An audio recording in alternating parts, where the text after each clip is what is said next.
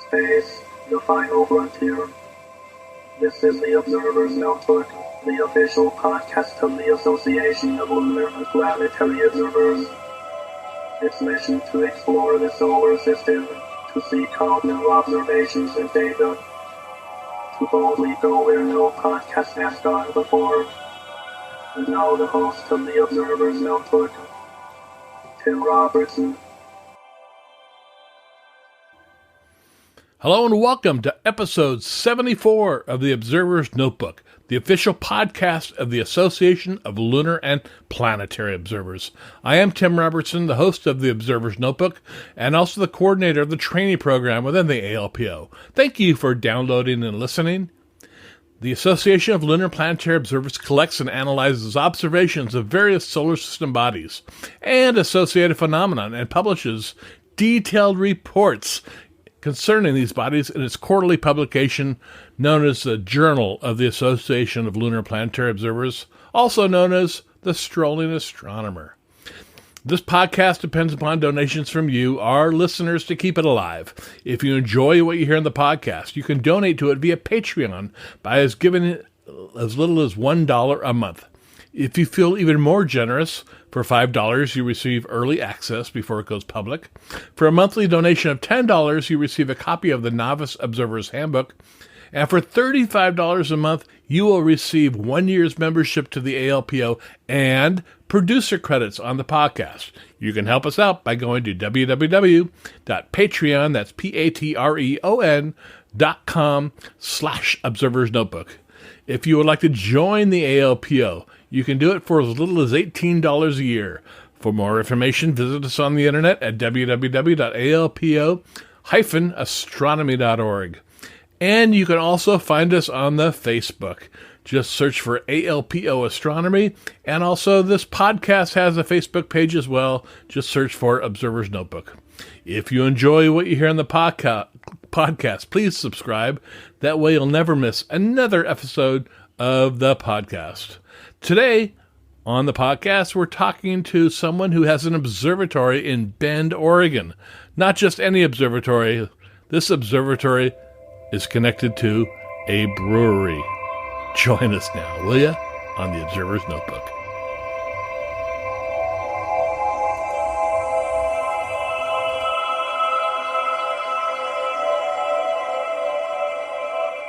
All right, I'd like to welcome everybody back to the Observer's Notebook podcast. We have a special guest today, Grant Tandy. Grant, why don't you say hello to our listeners and give them a little bit of background about yourself? Hi, everyone. I'm Grant, like Tim said. Really happy to be on the podcast today. I'm an astronomical interpreter. I live in Bend, Oregon. I used to work for the Oregon Observatory out in Sun River.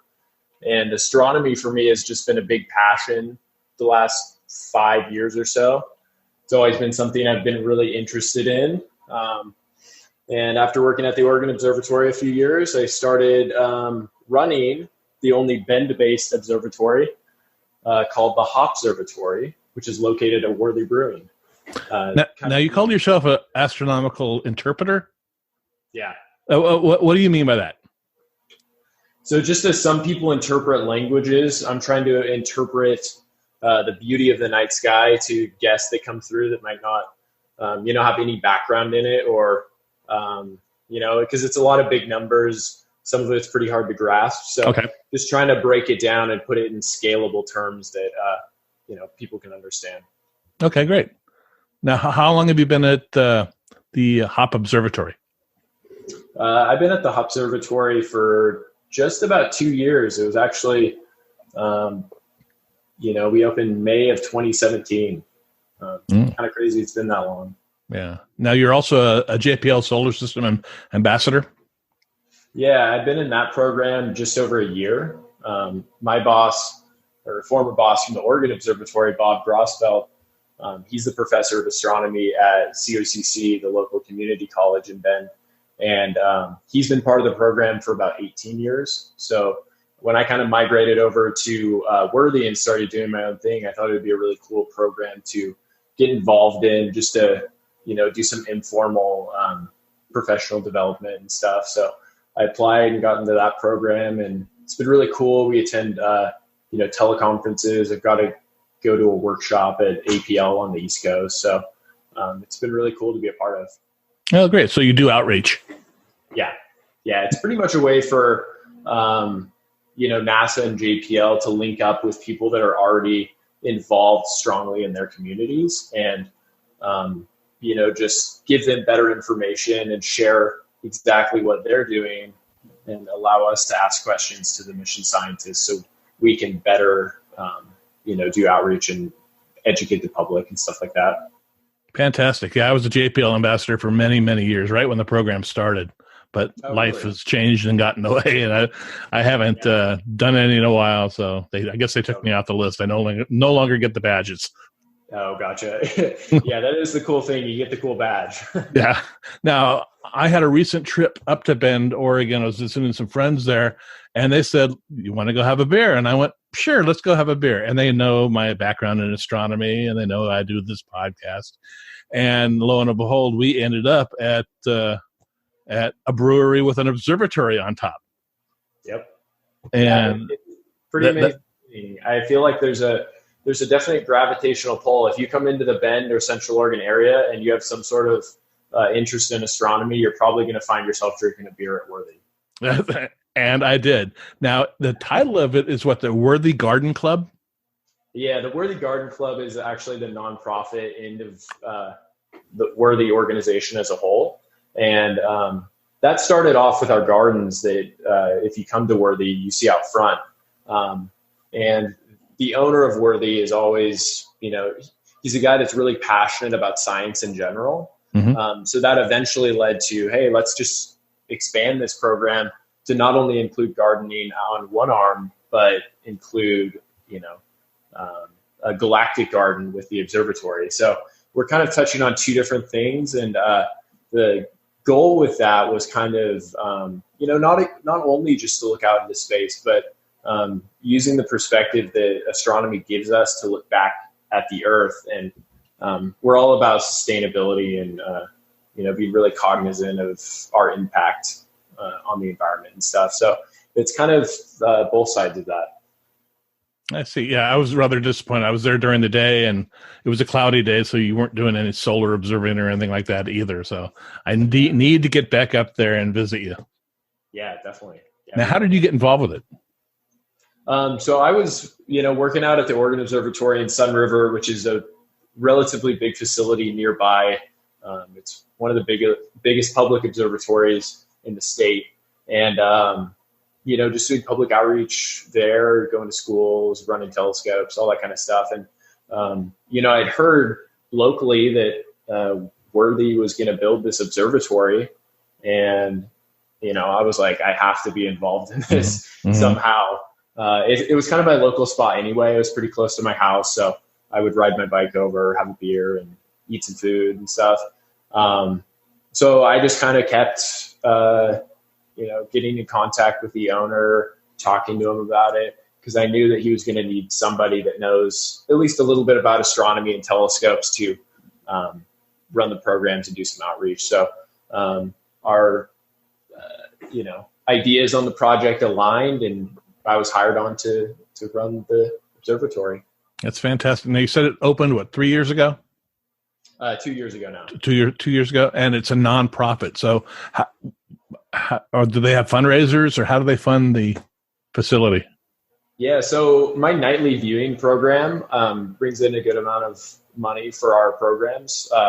We pretty much encourage donations. Okay. We don't charge anyone for viewing because we want all people to have access to this. So it's just like a $5 suggested donation. And the busy season, we get potentially a couple hundred people a day.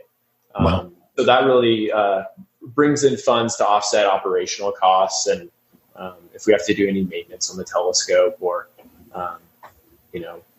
buying promotional materials, stuff like that. So that really helps offset. We also will do some educational events a couple of months in Worthy Brewing's event hall, where we'll, do a fundraiser, sell tickets for the event, and we'll have a professor come by.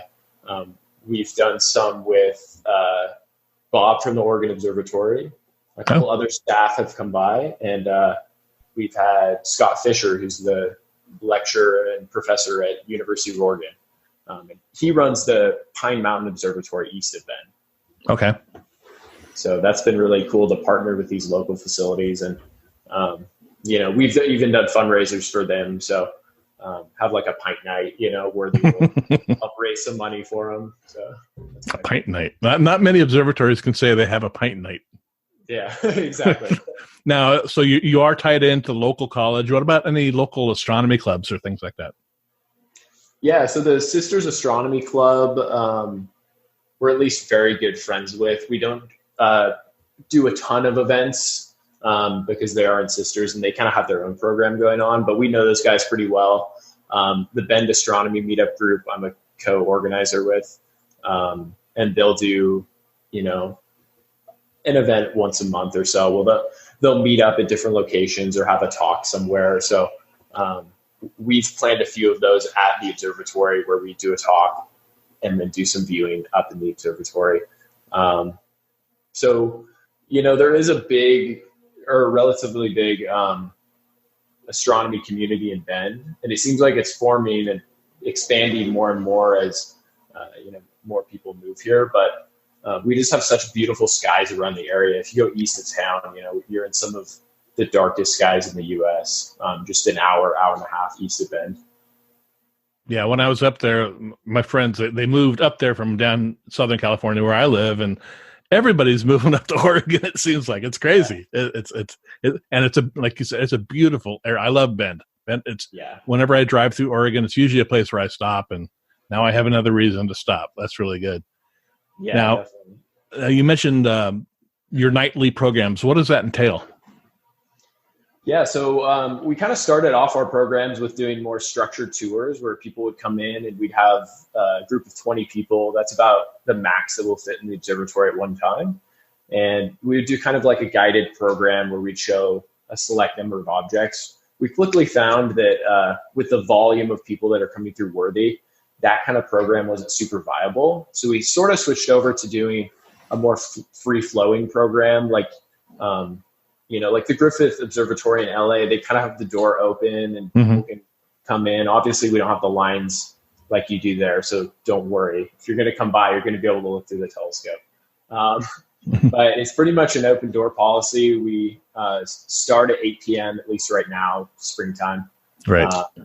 And go for an hour or two, kind of depending on the flow of the crowd and how many people are wanting to come up. So, I generally will start off with a planet, if planets are available, or the moon. And then as it gets a little darker, we'll transition over into some deep sky objects. So really excited about the spring sky. As you know, it's galaxy season. So I've been looking at a lot of different galaxies recently, and that's been a lot of fun. Now that's your nightly observing session. What about like public programs for special events? Like if we're doing a private tour or something? Well, it's a lunar eclipse or something like that. I mean, it's... Oh, okay. Yeah, it would be something fairly similar. The last lunar eclipse we had, it was actually cloudy, but, we promoted that whole day because we really wanted to view it, of course. And, we ended up actually just doing a live stream in the observatory. We have a TV monitor in there. Oh. So we just live stream instead. But it's just kind of, depending on the event, we'll be open and have people come up to view. Great.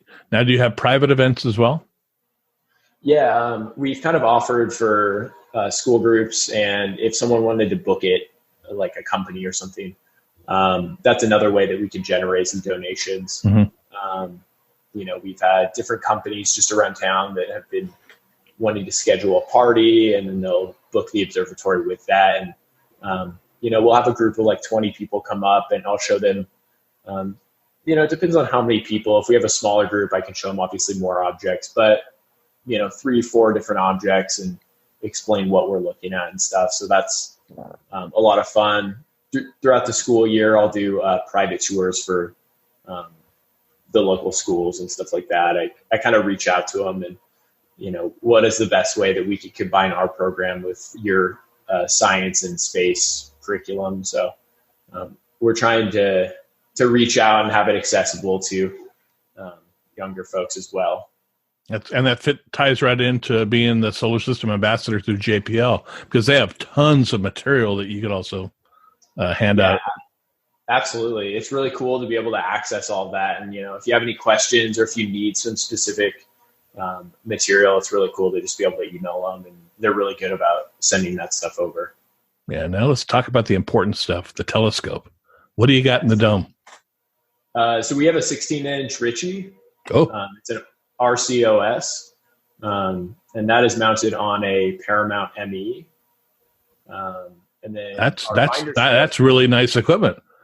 Yeah, it's a pretty amazing telescope. I mean, it's pretty much a research grade telescope that we have at the brewery. So we're really fortunate to have that. So that's the main scope, and then the side telescope we have is a Teleview 101.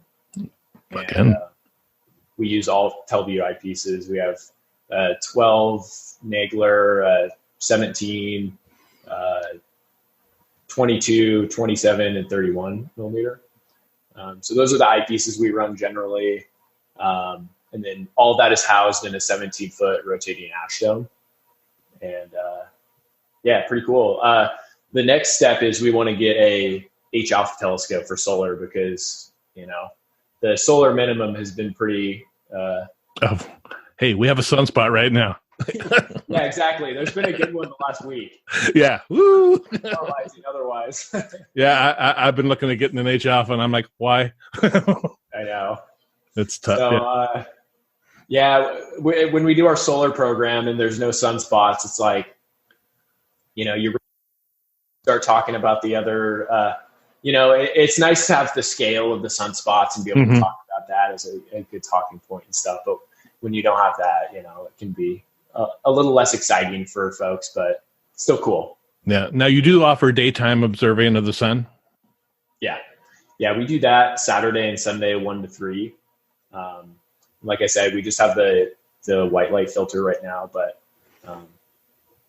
hopefully get we're looking at maybe a 70 millimeter Coronado.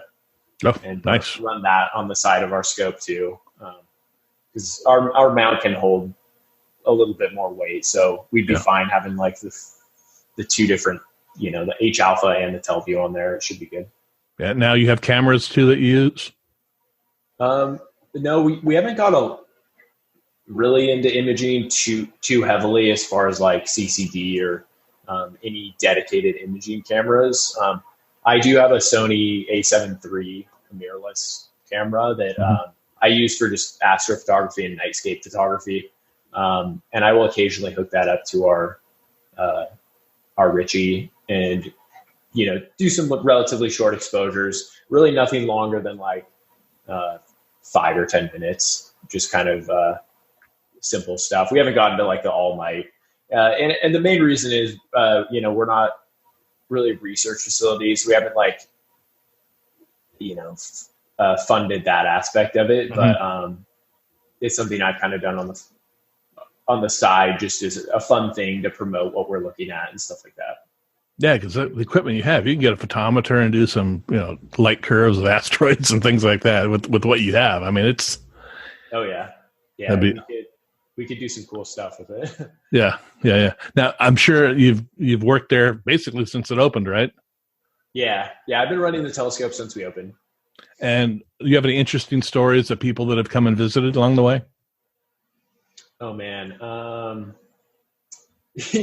we've had. I mean, you could just imagine you run the whole gambit of people coming through a brewery, and certain people that are maybe a little intoxicated or something like that, and you get a wide range of questions. I've got pretty much everything you could imagine. Most of the time, it's generally 95% of people's first experience at an observatory. So they're always super stoked, and it's like such a cool thing. Wow, I can't believe this is at the brewery. And then occasionally you'll have people, and I'm sure you've experienced this, that their expectations of what objects should look like through a telescope are a little bit different from reality.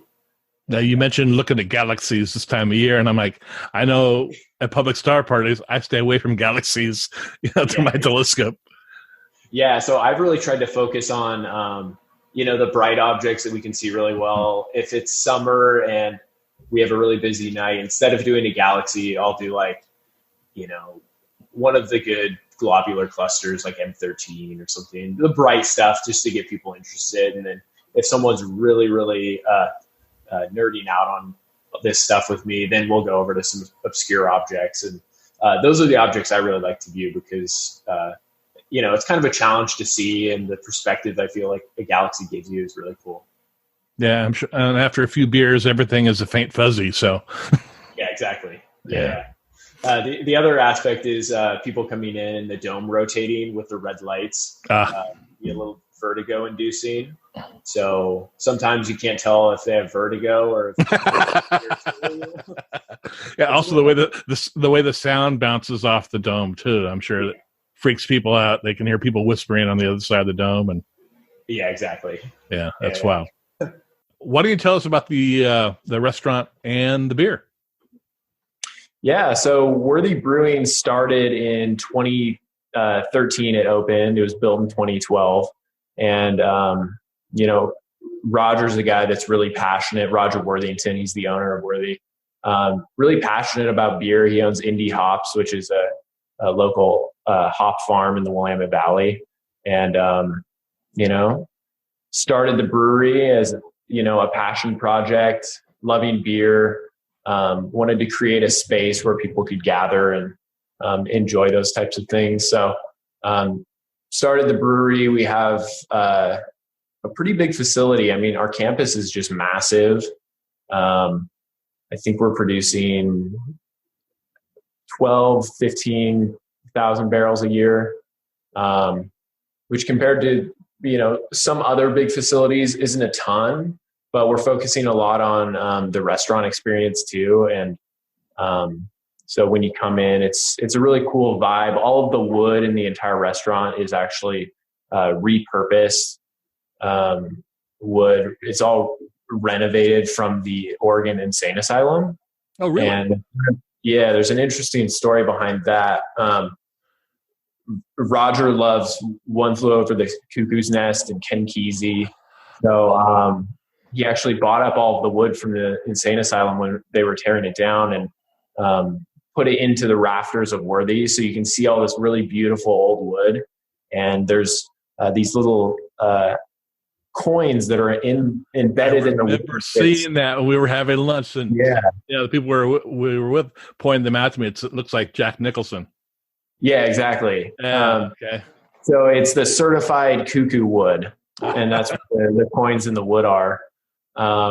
So yeah, that was just kind of, there's all these Easter eggs around Worthy. There's really cool tile work on the pizza kitchen, or the pizza oven rather. It has a tomato that has a ring system around it, which is kind of cool. Below the observatory tower, we have what we call the transporter room, which is just beautiful tile work. It features, some Star Trek references and planets and stuff like that.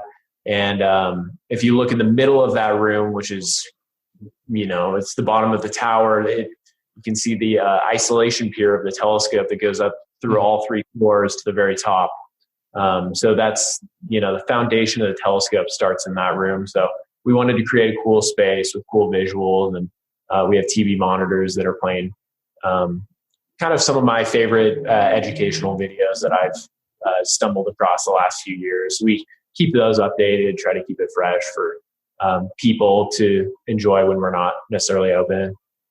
Yeah, I was impressed. It's a nice facility. Looks brand new. The food was good. The beer was good. So I really enjoyed myself there.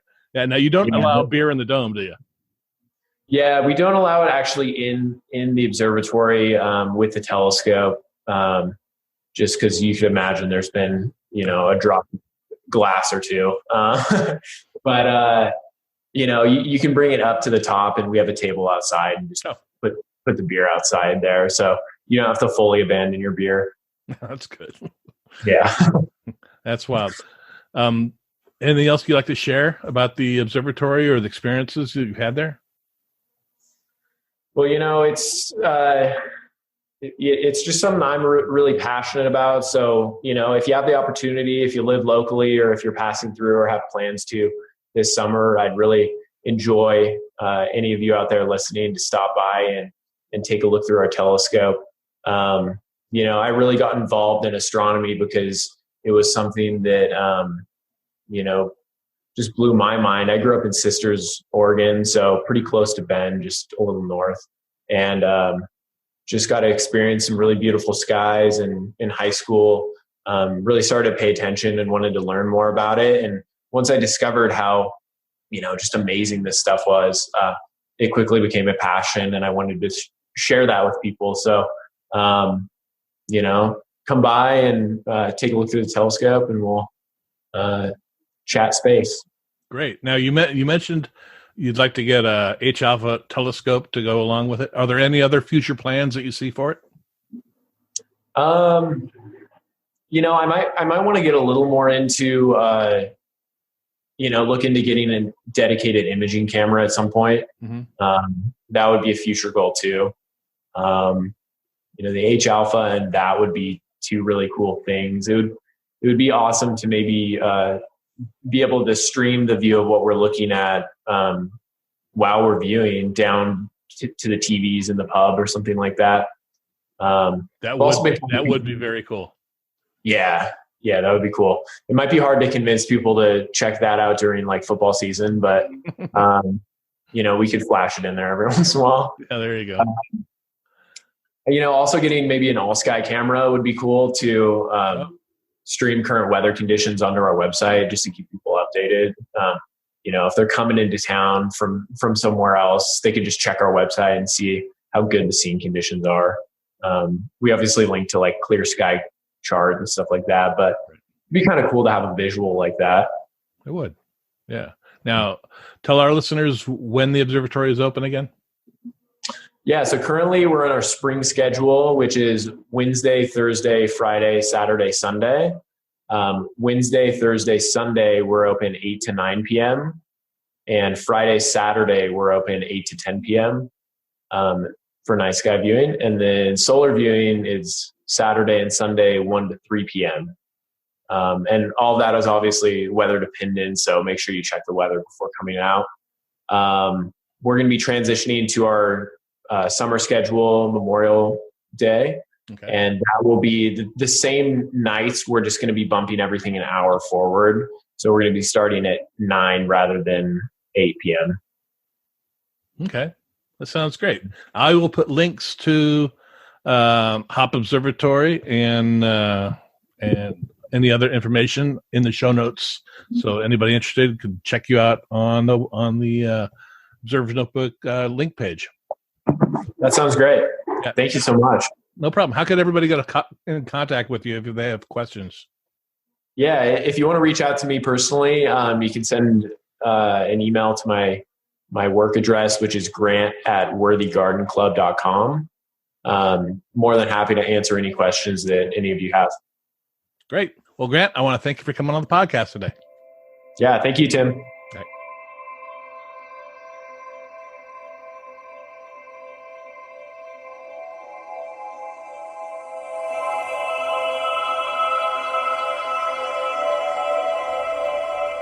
Well, that'll do it for this episode of the Observer's Notebook podcast. I again want to thank Grant Tandy for coming on today and talking to us about the HopServatory up in Bend, Oregon.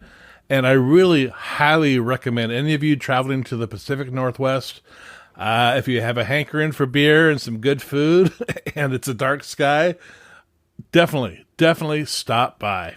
If you're interested in more information, just check out the show notes. We upload a new episode of the Observer Notebook every few weeks. You can subscribe to us on iTunes. If you do, please rate and review us. I do appreciate it.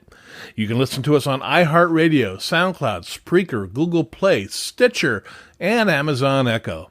You can help support the podcast by donating to it via Patreon. You can give up to $35 a month, where you will receive 1 year's membership to the ALPO and producer credits on the podcast. And with that, I want to thank the producer of this podcast, Steve Siedentop, for his continued generous support of the podcast. Thank you very much, Steve. The link for Patreon, as well as the link for the ALPO, is in the show notes. You can contact me via email at commentman@commentman.net or on Twitter at ObserversNBpod. Until next time, I hope your beer glasses are full and you have clear and steady skies. Thanks for listening.